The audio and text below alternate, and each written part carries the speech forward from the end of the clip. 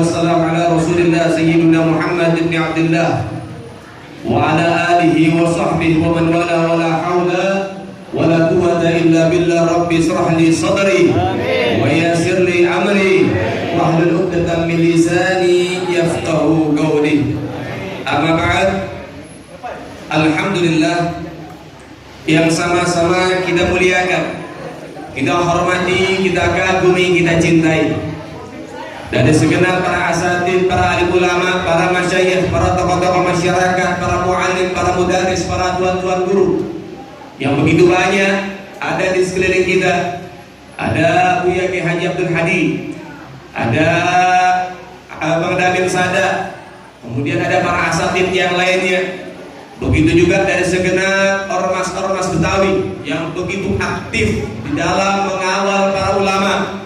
Begitu juga daripada sahibul makan wal majlis, yang mana insyaallah mudah-mudahan kita semua yang ada di tempat ini, guru-guru kita semua yang punya hajatnya dikabulkan oleh Allah.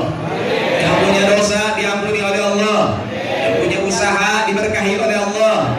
Yang keluarga jadi sakinah, mawaddah, warahmah. Yang belum punya keturunan mendapatkan keturunan yang soleh dan soleha. Amin ya rabbal alamin. Dan juga yang sama-sama kita muliakan, tidak lupa juga dari segenap para habaib, para dzurriyyat baginda Nabi Muhammad, para keturunan Sayyiduna Muhammad, para darah daging Sayyiduna Muhammad sallallahu alaihi wasallam. Ada juga begitu banyak para habaib kita, ada Habib Fahmi, Habib Zahir, Habib Muhammad dan lain sebagainya. Kita doakan para habaib kita senantiasa dijaga oleh Allah dengan sebaik-baik penjagaan, diberkahi oleh Allah dengan sebaik-baik berkah dari Allah. Subhanahu wa ta'ala kumpulkan kita bersama para habaib saat ini, dikumpulkan kita nanti di yaumul qiyamah bersama baginda Nabi Muhammad sallallahu alaihi wasallam. Amin Allahumma amin. Alhamdulillah, segala puja dan puji syukur kehadirat Allah Al-Malikil Ahad Al-Fardus Samad alladzi lam yalid wa lam yulad. Selawat teriring salam terus kita berikan dan curahkan kepada Sayyidina Muhammad sallallahu alaihi wasallam, sahibus syafaat di yaumil qiyamah. Saudara yang dimuliakan oleh Allah, saat ini kita sama-sama berkumpul dari pagi tadi hingga detik ini.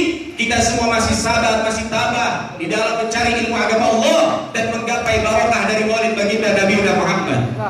Keberkahan yang luar biasa Allah sudah persediakan dan peruntukkan bagi mereka yang gemar menghadiri majelis-majelis maulid, bentuk cinta mereka kepada Allah dan Rasul. Imam Syafi'i mengatakan berjamaah di maulidin Nabi ikhwanan.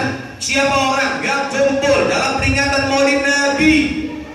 Siapa orang yang kumpul dalam peringatan maulid Nabi? Wahaya ta'aman, dan mereka menyumbang konsumsi maupun materi. Wa ahla makanan, mereka persiapkan tempat untuk menampung para pecinta baginda Nabi Muhammad. Wa amila ihsanan, mereka berlaku baik. Dari pejabat-pejabatnya yang ada saat ini yang mendukung peringatan maulid ini, itu termasuk daripada perlakuan baik dari kalangan pejabat dan aparat di dalam mendukung ketika ada masyarakatnya yang ingin mengadakan maulid baginda Nabi Muhammad. Dukungan itu pun sudah mendapat berkah dari Allah Ta'ala. Bahkan sabab memberikan dan ada pun mereka sekelompok panitia kerja keras sehingga akhirnya tercipta pembacaan maulid ada di tengah-tengah kampung mereka, saudara. Apa kata Imam Syafi'i? Yang hadir, yang nyumbang, yang nyiapin tempat, yang berlaku baik, yang jadi panitia ikut andil serta ba'atsallahu yaumil qiyamah, besok di hari kiamat kita semua bakal dibangkitkan dan dikumpulkan oleh Allah bersama para syuhada, para sholihin, para siddiqin fi jannatin na'im, di dalam surga yang penuh kenikmatan dari Allah Subhanahu wa taala. Masya Allah. Saudara yang dimuliakan oleh Allah, tidak panjang kala saya di tempat ini hanya ingin menyampaikan beberapa hal. Dan ada hadis yang masyhur yang sudah kita kenal dan kita sering dengar dari para mubaligh dan dai. Ingin saya sampaikan kembali. Nabi menyatakan di dalam hadisnya, beliau mengatakan adibu auladakum ala thalathi fisal. Didik putra-putrimu atas 3 perkara. Pertama, hubbun nabiikum, cinta terhadap baginda Nabi Muhammad. Didik putra-putrinya buat cinta sama Nabi, kenalkan sama Nabi. Jangan dikenalin sama artis Korea, jangan dikenalin sama orang-orang kafir, tapi kenalin bersama baginda Nabi Muhammad, supaya kita senantiasa mengidolakan Sayyidina Muhammad. Dengan kita mencintai Nabi, mengidolakan Nabi, kita akan apa? Mengikuti jejak daripada perjuangan baginda Nabi Muhammad. Yang dekat sama Nabi, yang cinta sama Nabi, apa tuntunan Nabi ikutin, saudara. Jangan ikutin tuntunan setan, jangan ikutin tuntunan baginda Nabi Muhammad. Kenapa? Karena saat ini sudah mulai agak banyak tangan-tangan usil dan jahil, saudara. Tangan-tangan usil dan jahil ini bahaya, sehingga saudara yang dimuliakan oleh Allah Subhanahu wa Ta'ala, ada beberapa orang atau kelompok yang ingin menjauhkan kita dengan baginda Nabi Muhammad dan dzurriyyat Sayyidina Muhammad, serta menjauhkan kita dengan syariat Sayyidina Muhammad. Sampai-sampai akhirnya apa? Mengucapkan kalimat-kalimat yang tidak baik, saudara. Ini kalimatnya bisa merembet kepada Nabi. Pernah dengar gak kata-kata begini, Tuhan bukan orang Arab? Pernah dengar gak? Pernah dengar gak? Ini kata-kata bahaya, saudara. Kalau dalam kata-kata ini, saudara, dia mengatakan Tuhan bukan orang Arab, itu ada tamtsil, memisalkan Tuhan dengan manusia, dan itu bisa dihukumi murtad, saudara. Na'udzubillahi min. Hati-hati, hati-hati, bahaya. Makanya Nabi mengatakan apa? Salamatul insan fi hifdzih. Selamatnya manusia di dalam menjaga ucapan, saudara. Ini hati-hati nih, kata-kata kayaknya nggak berbahaya, tapi apa? Bahaya dan fatal, saudara. Bahaya. Dengan dia mengatakan Tuhan bukan orang Arab, itu ada dua indikasi. Indikasi pertama, dia apa? Menyerupakan Allah dengan makhluk, dan ini bahaya. Sudah dikatakan oleh para ulama kita banyak yang berkomentar bahwasannya ucapan ini dapat mengeluarkan dari Islam. Jadi merendahkan agama, merendahkan syariat, merendahkan sunnah, itu dapat menyebabkan kemurtadan. Na'udzubillahi min. Yang kedua, kenapa harus dikaitkan Arab, saudara? Tuhan bukan orang Arab, seakan-akan dia rendahkan Arab. Dengan intonasinya dia merendahkan Arab. Ada apa sih dengan suku Arab? Kau benci dengan orang Arab, ada apa? Bukankah Nabi mengajarkan cinta dengan suku Arab? Betul, setiap suku ini ada daripada kelebihan masing-masing. Dan betul, yang di hadapan Allah itu yang dilihat bukan sukunya, bukan rasnya, bukan warna kulitnya, tetapi tangguhnya. Betul, itu gak keliru, betul. Tetapi ingat, Nabi Muhammad mengatakan Bughdul Arab minal nifaq, benci terhadap Arab termasuk tanda kemunafikan, saudara. Yang pertama. Yang kedua, Nabi bilang juga dalam hadisnya, Nabi mengatakan ahibbul Arab litsalas, saya cinta Arab dengan 3 alasan. Pertama, li'anni Arabi, karena saya ini orang Yang kedua, wal Qur'anul Arabi, Al-Quran berbahasa. Ente mau ke Cina, mau ke Jepang, mau ke Eropa, mau ke Paris, mau ke Perancis, mau kemana, Al-Quran bahasa apa? Bahasa apa? Bahasa apa? Arab. Masalah terjemahan itu ya diterjemahkan, tapi tetap Qurannya bahasa Arab. Alasan yang ketiga, Nabi mengatakan apa? Wal lugatul ahli jannah fil jannah Arab. Lugatul ahli jannah fil jannah Arab. Yaitu apa? Yaitu bahasa, ya, yaitu bahasa di dalam bahasa penghuni surga, di dalam surga berbahasa Arab. 3 alasan. Artinya apa? Nabi sedang menunjukkan kepada kita, lihat, begitu Allah Ta'ala memberikan keistimewaan, sudah 3 hal, 3 alasan cukup membuat kita dengan Arab, saudara. Kenapa? Karena kalau kita saat ini sedang digiring untuk membenci terhadap Arab, maka tidak menutup kemungkinan kita akan digiring untuk benci kepada baginda Nabi Muhammad, karena Nabi orang Arab, sudah akan digiring lagi untuk benci terhadap syariat, karena syariat ini dibawa oleh Nabi Muhammad dari tanah Arab awalnya, lalu tersebar kemana-mana karena Nabi hidup di kota. Hati-hati. Kemudian digiring lagi nanti opini-opini semacam ini untuk apa? Benci kepada keluarga Nabi Muhammad, karena para habaib keturunan orang karena Nabi orang Arab. Paham sampai sini? Ini dampaknya, ini efeknya, bahaya, saudara. Inna lillahi wa inna ilaihi. Masya Allah, hati-hati saudara-saudara sekalian. Bahaya, bahaya nih, ucapan dijaga. Jangan gara-gara pangkat, jabatan, harta membuat kita lupa diri. Jangan. Kembali kepada Allah Subhanahu wa Ta'ala. Mudah-mudahan beliau dikasih tobat sama Allah, dikasih hidayah sama Allah. kedua, yang ini juga meresahkan kita, saudara. Dia ceramah di salah satu masjid dan dia mengatakan jangan memperdalam ilmu agama, gak usah memperdalam ilmu agama. Masya Allah, kita ini dihalang-halangi untuk memperdalam ilmu agama. Inna lillahi wa inna ilaihi. Ini dampaknya juga bahaya. Dampaknya bahaya kalau kita dilarang memperdalam ilmu agama. Dampaknya bahaya, efeknya bahaya, saudara. Karena ilmu agama yang membuat kita takut kepada Allah, ilmu agama yang meningkatkan iman dan buat Islam kita, ilmu agama yang membuat kita tunduk kepada keputusan Allah Subhanahu wa Ta'ala. Semua dengan ilmu agama. Dampaknya apa? Bahayanya apa? Lihat, perhatikan baik-baik. Di Jawa Timur, di Malang, anak bakar hidup-hidup ibu kandungnya sampai mati. Tahu gara-gara apa? Karena si anak minta uang 10.000, ibunya tidak mau memberikan karena ibunya tahu uang itu ingin dibelanjain miras oplosan, saudara. Gara-gara uang 10.000, ibunya dibakar sampai mati, saudara. Artinya nyawa ibunya tidak lebih berharga dari uang 10.000, saudara. Inna lillahi wa inna ilaihi. Di Purwakarta, seorang anak mengkampak kepala bapak kandungnya sampai pecah dan mati, saudara. Tahu gara-gara apa? Karena bapaknya nggak mampu beliin HP baru si anak. Anaknya marah, tak terima, bapaknya dibunuh, saudara. Sulawesi, tepatnya daerah Goa, seorang anak menggorok leher bapak kandungnya sampai putus karena bapaknya tidak izinkan dia keluar dari rumah karena bapaknya tahu dia mau pesta miras bersama kawan-kawannya. Anak kecil namanya Yuyun, 10 tahun usianya, diperkosa oleh 14 anak SMP di bawah pengaruh minuman keras. 8 anak SMP pertama, Yuyun masih bernafas. 6 anak SMP terakhir, Yuyun sudah menjadi mayat manusia. Artinya 6 anak SMP memperkosa bangkai mayat manusia, saudara. Ini kejadian 4 tahun 5 tahun yang lalu. Kemudian ada karyawati namanya Indah, ada di kota Tangerang. Dia jadi tulang punggung keluarga. Dia kerja keras banting tulang karena tulang punggung keluarga. Ada 3 orang yang suka sama Indah. Di bawah pengaruh minuman keras, 3 orang ini akhirnya apa? Masuk ke kos-kosannya Indah, diperkosa Indah secara bergiliran. Indah berontak, melawan. Ada salah satunya yang panik. Dia lihat ada cangkul, maka dicangkul leher Indah sampai hampir putus, sudah.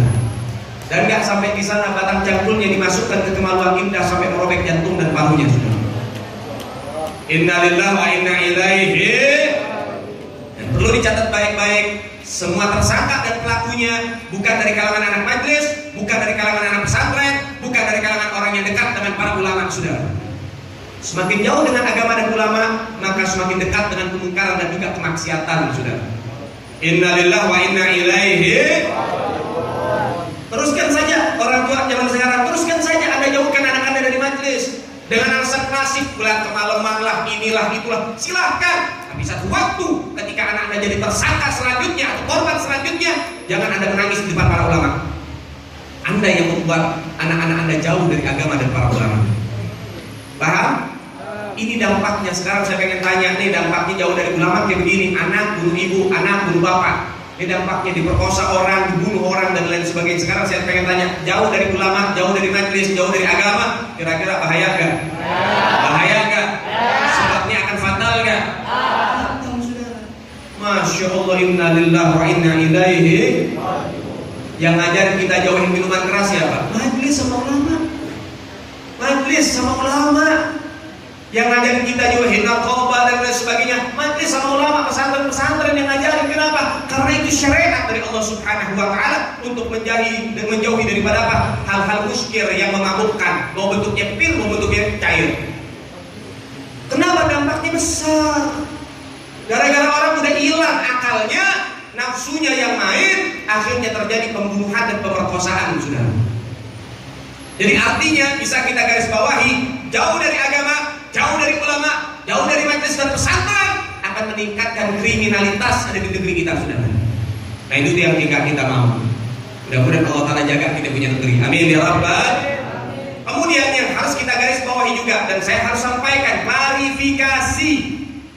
Karena banyaknya berita beredar yang mulai memframing. Ada yang dikatakan satu ustadz mencabuli 21 santrinya, hingga 8 diantaranya hamil, betul? Nah perlu saya sampaikan, orang itu bukan ustadz. Paham? Orang Orang itu bukan. Itu yang pertama. Yang kedua, boarding school bukan pesantren. Harus dipahamin, boarding school bukan pesantren. Beda boarding school sama pesantren, paham? Nah, sehingga saudara yang dimuliakan oleh Allah Subhanahu wa taala, masuk Ustaz. Nanti kalau duduk di situ dibopong sama anak-anak nanti. Dikira pengantin sunat. Depan sini. Oh, dia tahu lewat ibu-ibu. Iya, paham. Lanjutkan. Ini Ustaz kalau di sini bujangan, Bu. Bungkus aja karet 2 pedas pokoknya. Nah, perhatikan baik-baik. Dikatakan ini ustaz, itu dia bukan ustaz. Kenapa? Dia itu guru sekolah, paham? Kenapa? Dia nggak ngerti ilmu agama, nggak ngerti syariat, nggak ngerti baca daripada kitab. Yang kedua, boarding school beda sama pesantren. Kalau pesantren itu mengajarkan ilmu fikih, hadis, tafsir, balaghah, mantik, nahwu, shoroh. Itu yang diajarkan ilmu-ilmu syariat. Tapi di boarding school enggak, ilmu formal yang diajarkan. Adapun ilmu agama sedikit seperti sekolah pada umumnya, paham? Boarding school itu bahasa kerennya sekolah elit, sekolah yang punya asrama namanya boarding school, bukan pesantren. Kemudian perbedaan yang selanjutnya, kalau misalnya di pesantren nggak boleh bawa HP, bawa laptop, sholatnya diatur, makannya diatur, zikirannya diatur, dan juga 24 jam itu diatur oleh pesantren kita, dan banyaknya ibadah kepada Allah. Kalau di boarding school kagak, lu mau sholat terserah, nggak sholat terserah, nggak wajib jamaah, boleh bawa HP, boleh bawa laptop, dan juga apa? Nggak ada zikir, nggak ada wirid. Sehingga sangat jauh boarding school dengan pondok pesantren. Paham sampai sini? Jadi jangan mau sekarang ini ada virus yang lebih parah dari corona. Apa? Virus Islamofobia, sudah. Kalau Islamofobia itu dikirim kepada orang-orang non-muslim itu masih wajar atau masuk akal. Memang begitu gerakannya, supaya mereka nggak masuk Tapi sekarang ini lebih dahsyat lagi. Ternyata Islamofobia dikirim sama orang-orang Islamnya, biar orang Islamnya jauh dari Islam sendiri, sudah. Paham? Na'udzubillahi min dzalik. Ada satu kisah, jenderal-jenderal Yahudi lagi kumpul dari berbagai macam daerah dan berbagai macam negara. Kumpul. Kemudian akhirnya ada kolam isinya ratusan bibit ikan kecil-kecil. Kemudian ada sayembara. Ini jenderal-jenderal lagi kumpul nih nyusun strategi menghabisi orang Islam. Kemudian akhirnya jenderal ini bilang, pengen memberikan masukan kepada jenderal yang lain. Ada satu jenderal. Jenderal ini bilang, ayo masuk satu prajurit, ambil semua ikan. Masuk, diambil satu, sulit. Bahkan hampir nggak mungkin karena jumlahnya ribuan, bahkan ratusan ribu itu bibit ikan kecil-kecil. Baik, masuk 2 prajurit, nggak bisa. 10, nggak bisa. 20, nggak bisa. Sulit, sangat sulit. Kemudian disuruh keluar sama ini jenderal. Ini di hadapan jenderal-jenderal yang lain. Kemudian ini orang jenderal ini mengatakan apa? Itulah orang Islam. Kalau Islam itu seperti ikan yang ada di air, jumlahnya banyak dan kecil-kecil, susah kita pengen nangkepnya, susah pengen ngabisinnya, susah pengen musnahinnya kalau lagi di dalam air.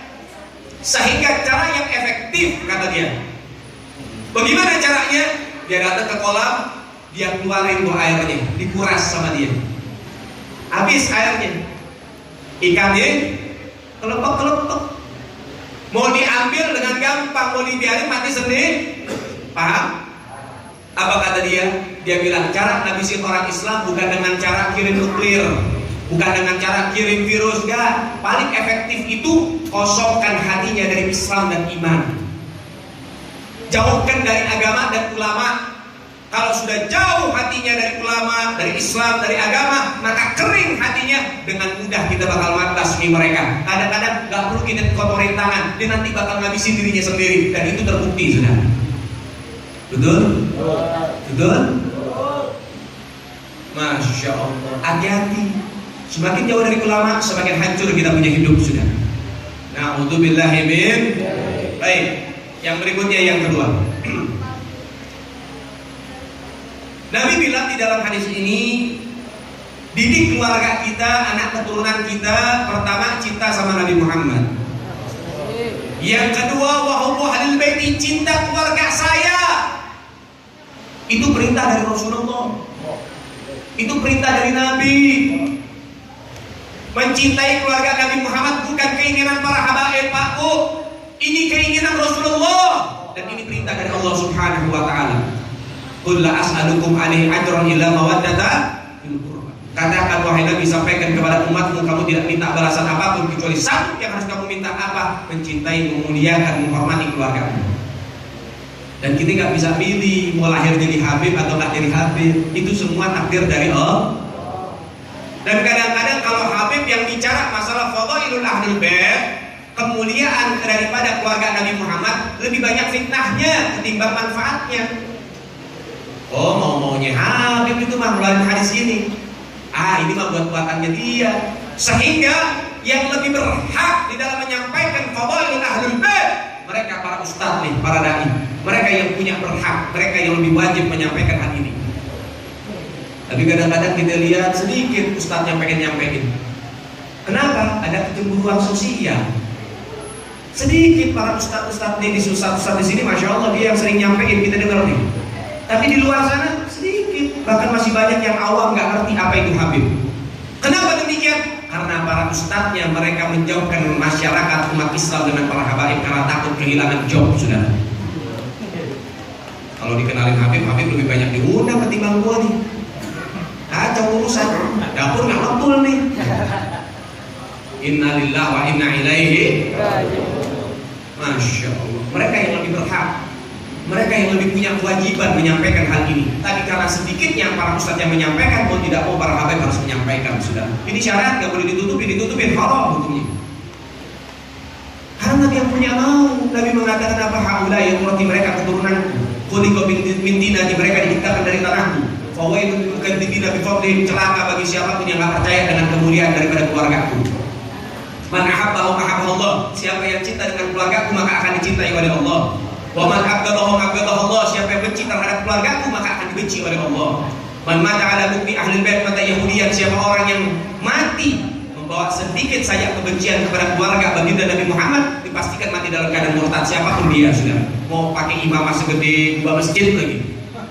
Kalau dia benci sama keluarga Nabi, dipastikan mati dalam keadaan Yahudi ataupun Nasrani. Sahabat tanya, wa in shalla wa shalla ya Rasulullah, maupun orang itu sholat maupun orang itu puasa, apa tetap matinya masuk neraka, mati murtad? Apa kata Nabi? Wa in shalla wa shalla, walaupun orang itu puasa, walaupun orang itu sholat, kalau dia benci kepada keluarga baginda Nabi Muhammad, dimasukkan ke dalam neraka dan mati dalam keadaan murtad. Ada namanya Abdurrahman bin Muljam. Bin Muljam ini orang munafik, hafal Quran, wa huwa qira'atul Quran hatta fil manam, walaupun dia tidur dibaca Quran, hafalin Quran udah nggak kehitung. Tidurnya dia, ngigonya dia baca Quran. Kalau kita kan ngigonya kan Dinda sama Siska. Betul nggak? Dewi, Puja, ada Dewinya. Ya pokoknya itulah. Kan itu kalau kita ngigo. Tapi kalau dia ngigonya baca Quran. Apa Quran ini orang baca Qurannya udah nggak kehitung, dia hafalin Quran. Anda tahu mati dalam keadaan kafir, mati dalam keadaan munafik, matinya dimasukkan ke dalam neraka oleh Allah karena satu, dia yang membunuh Sayyidina Ali bin Abi Thalib atas dasar benci terhadap keluarga Nabi Muhammad. Masya Allah. Dan Nabi bilang, man mata ala hubbi al Muhammad mata syahidan, siapa orang yang wafat dalam keadaan mencintai keluarga Nabi Muhammad, maka matinya dalam keadaan syahid di jalan Allah Subhanahu. Sehingga 6 syuhada dia telah mendapatkan kemenangan, mendapatkan syahid di jalan Allah Subhanahu wa ta'ala. Masya Allah, gak gampang nih punya pemuda pemberani ngawal para habaib, gak mudah, gak gampang zaman sekarang. Banyaknya anak muda zaman sekarang dekat sama Habib cuma nyari selfie-nya doang, cuma nyari fotonya doang. Buat apa? Bangga-banggaan di medsos. Anda dekat sama habaib, dekat sama kiai, ambil ilmunya, bukan ambil fotonya. Jadi kalau misalnya kita tahu ada yang namanya Ahlus Sunnah wal Jamaah, kita punya pegangan, kita punya daripada keyakinan dalam diri kita Ahlus Sunnah wal, ada satu sekte baru lagi, Ahlus Selfie was Share. Dikit-dikit minta selfie, habis di selfie di share. bikin status WA sama story IG. Kemudian ditulis dah, foto sama Habib ditulis. Tulisnya apa? Artis Koreamu kalah ganteng dengan Habibku. Cuma begitu. Belum lagi duduk, dapat foto, tulis dah. Daripada apa? Duduk di majelis ilmu mengambil ilmu. Bagus tulisannya, baik, bagus. Tapi sayangnya apa? Pas keluar ditanya, tadi ngaji Habib ngomong apa? Tahu? PA nih bocah. Salah minum obat kayaknya. Innalillahi wa inna ilaihi. Itu keadaan sekarang. Sehingga kita bangga punya 6 syuhada yang mengawal Habib Rizik sampai matinya. Betul-betul luar biasa, saudara. Saya ingin ceritakan beberapa perkara. Ini nyata tentang 6 syuhada. Yang pertama, ada 6 syuhada itu nama panggilannya Ambon. Ada yang nama panggilannya ibunya mimpi si Ambon ini apa? Punya rumah gede luar biasa. Rumah gede, ente cari rumah besar dimanapun tetap kolam renangnya 1. Tapi dalam mimpi ibunya ini rumah besarnya luar biasa. Kolam renangnya banyak, saking besarnya sudah. Gak sampai di sana, ternyata apa? Di dalam rumah yang besar itu sama ibunya dia.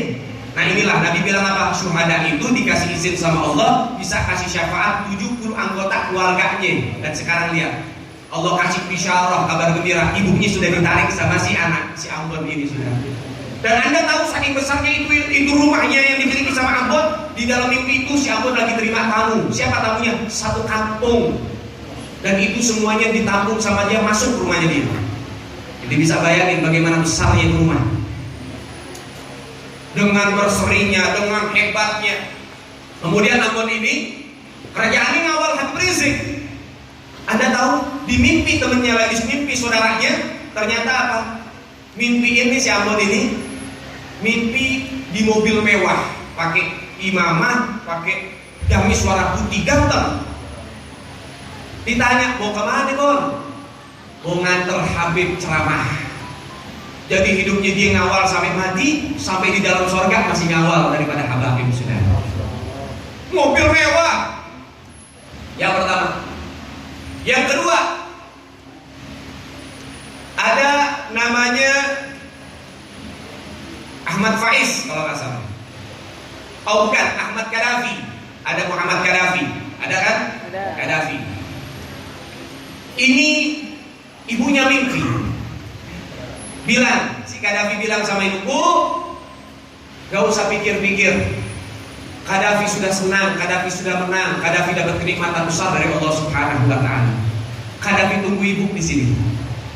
Dengan sehatnya badannya, gemuk badannya, sehat luar biasa, berseri-seri mukanya, indah luar biasa. Ada lagi yang mimpi. Satu lagi yang mimpi. Ada bukan mimpi, kejadian nyata. Kemarin serentak bikin acara Hall Syuhada, betul? Serentak tuh Hall Syuhada. Nah termasuk ada salah satunya, ada salah satu dibuat di kampungnya dia nih. Di Syuhada ada orang kampung situ, dibuat di situ di masjidnya dia. Anda tahu? Adik kandungnya ketika Mahalul Giyam dia melihat itu kakaknya hadir di situ, kelihatan mata sudah. Kemudian si kakak melihat adiknya dengan senyum, dengan indah, dengan wangi, begitu luar biasa. Kakak dikasih senyuman yang indah. Masya Allah.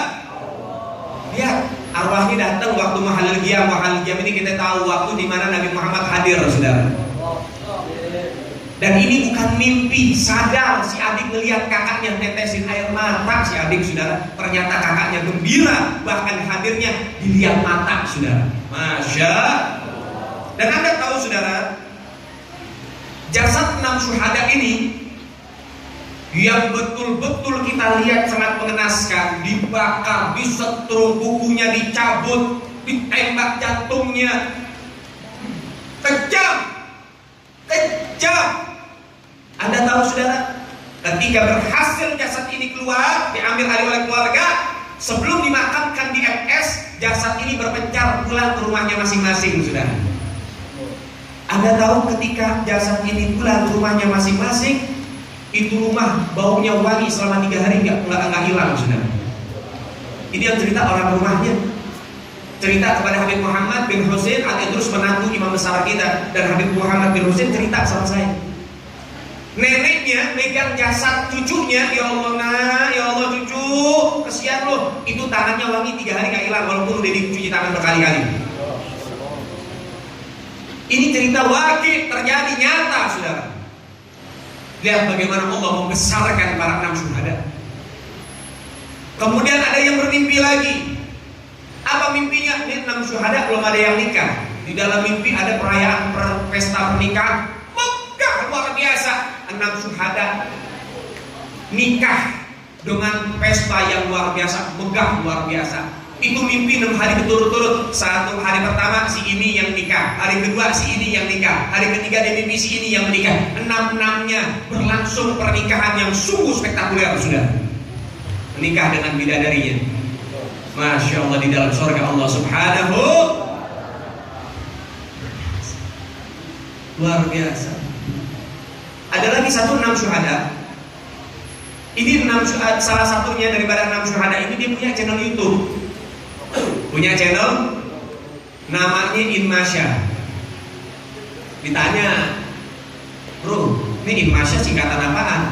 Apa kata dia? Insya Allah mati syahid. Dan yang sudah diposting, video yang dia buat diposting cuma ada 6 video, sudah.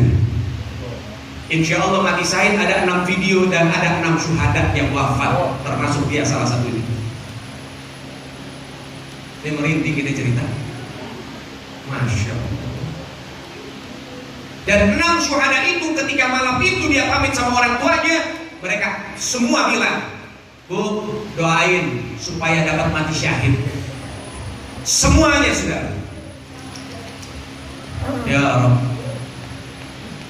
mudah-mudahan kita dapat semangat kayak mereka, saudara. Luar biasa, nggak ada takutnya. Begitu heroiknya dia jaga zuriat baginda Nabi Muhammad.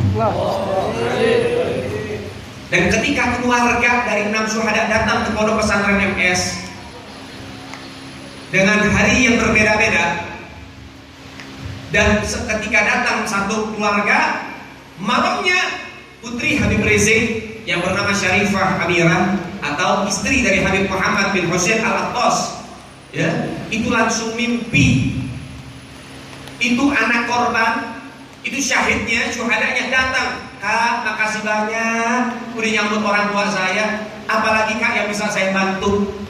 6-6-nya bilang begitu setiap malam, sudah. Biasa. Ya Allah. Mereka sudah menang, mereka sudah senang.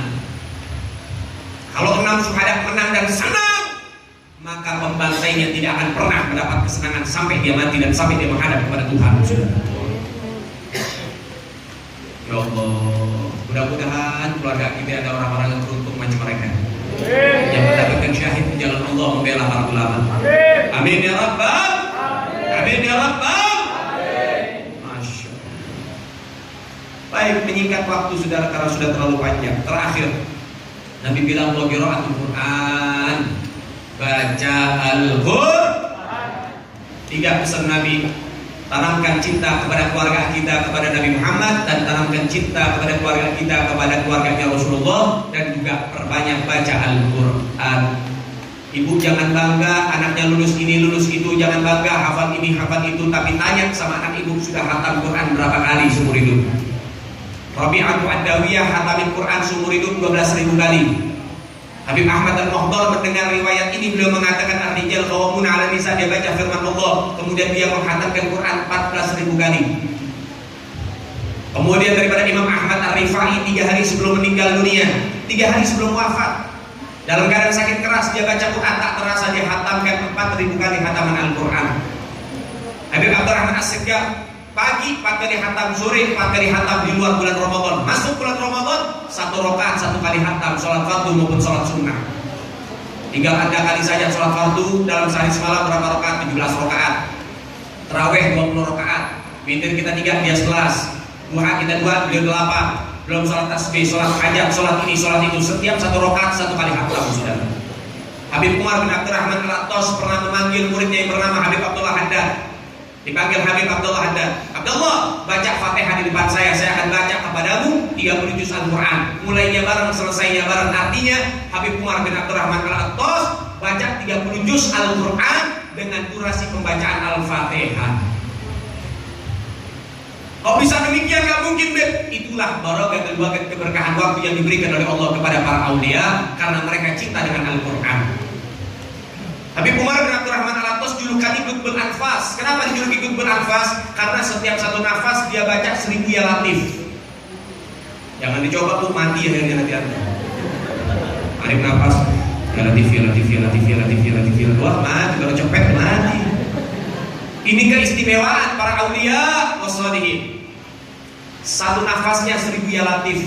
Buang nafas 1000 ya latif. Berapa kali nafas sudah? Kenapa bisa demikian? Kekuasaan Allah. Sudah, kalau Allah yang bertindak, itu jangan banyak protes. Idza arada syai'an ayyakula lahu kun. Begitulah mereka orang-orang min ahli Al-Quran yang cinta terhadap Al-Quran dan Al-Quran cinta kepada mereka. Mudah-mudahan kita hidup dengan Al-Quran, kita wafat membaca Quran, kita hidup dengan la ilaha illallah, kita wafat bisa mengucapkan la ilaha illallah, dan kita wafat dalam keadaan husnul khatimah. Rabbi fanfa'na bi barakatihim wahdina al-husna bi hurmatihim wa alidna bi tariqatihim wa mu'afati minal fitani wa sallallahu ala sayyidina Muhammad sayyidil mursalin walhamdulillahi rabbil alamin. Amin ya rabbal alamin. Jazakallahu, terima kasih banyak. Ini saja yang bisa saya sampaikan. Saya minta maaf yang sebesar-besarnya dengan keterlambatan saya datang. Kemudian juga saya nggak bisa lama, paling duduk-duduk sebentar. Kemudian saya harus kembali ke pesantren karena persiapan sore ini kita ada pengajian rutin setiap Ahad sore di pondok pesantren buat laki dan perempuan. Dan Ahad sore kali ini kita kedatangan tamu Al Habib Bahar bin Ali bin Smith dan juga para habaib yang lainnya, dan juga Kiai Haji Sobri Lubis dan para tamu-tamu yang lain. Insyaallah mudah-mudahan Allah Ta'ala kasih sehat, panjang umur, Allah Ta'ala kasih penjagaan buat para habaib kita, para ulama kita, para kiai kita, dan mudah-mudahan segenap laskar dari jejaknya, dari front persaudaraan Islamnya, dari berbagai macam daripada elemen masyarakat, mudah-mudahan dijaga sama Allah, diistiqomahkan sama Allah, diberkahi sama Allah, dan mudah-mudahan senantiasa dirajut persatuannya oleh Allah Subhanahu wa Ta'ala. Amin ya rabbal alamin. Jazakallahu, terima kasih banyak. Assalamualaikum warahmatullahi wabarakatuh.